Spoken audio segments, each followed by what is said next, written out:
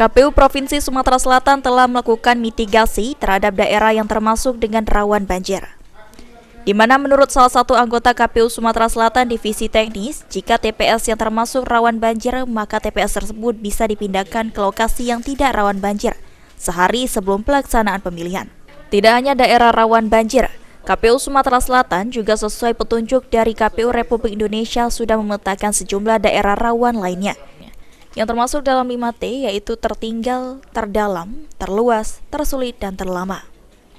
Di mana di wilayah Sumatera Selatan, daerah yang termasuk 5T tersebut ada seluruhnya.